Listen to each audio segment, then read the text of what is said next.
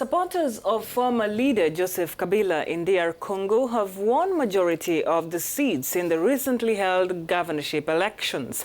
Running under his Common Front for Congo FCC coalition party, the FCC candidates have won 16 of 22 governorships according to the provisional results.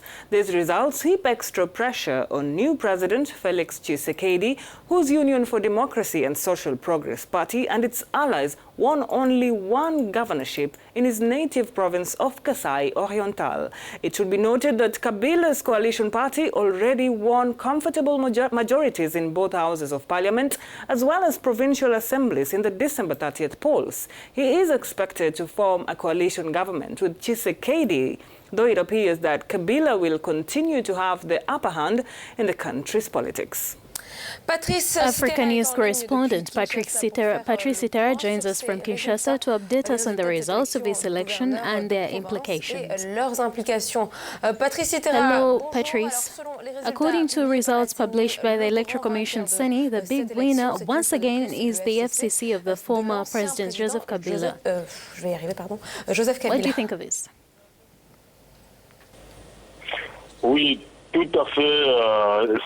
Yes, quite simply because it's the continuation of the electoral plan, the continuation of the presidential and legislative elections from last December. It should be remembered that the former run of the former President Joseph Kabila had lost the presidential election, but the FCC coalitions won the legislative elections for the national and provincial parliaments. However, it's the provincial legislators who elect the governors. It's also an outcome of a fierce struggle that the country has faced for 3 years against an attempt by Joseph Kabila to change the constitution. Most of the political parties and groups were focused on fighting Joseph Kabila's attempt to stay in power. They did not have the time to prepare for the parliamentary elections. Yet, Joseph Kabila and his coalition were strategically preparing to win a majority of the seats in Parliament and the Senate at national level, but also to seek control of the provincial legislatures.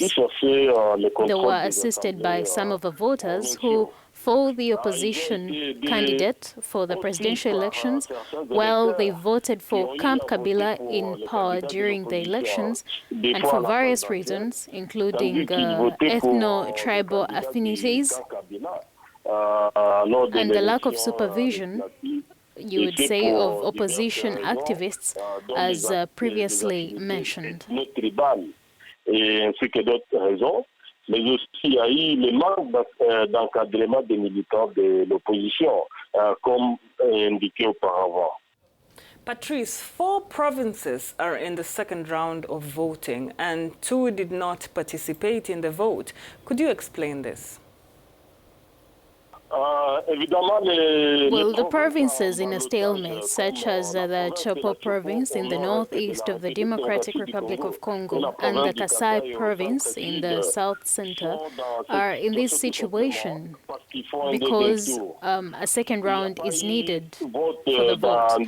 There is no vote in the other 2 provinces, notably the province of Sankuru in the center of the country, where the former government spokesperson Lambert Mende is a candidate for governor. In his province, the Council of State requested for the postponement of the election to allow time for the Electoral Commission to prepare the list of candidates. There were reports of violence or tensions in Sankuru province since the announcement of Lambert Mende's candidacy. He is facing opposition from part of the population who are opposed to seeing him become governor of their provinces, although his supporters are accused of being manipulated by certain national political leaders from the province. But it's much more about clan divisions, tribal divisions at the root of these tensions.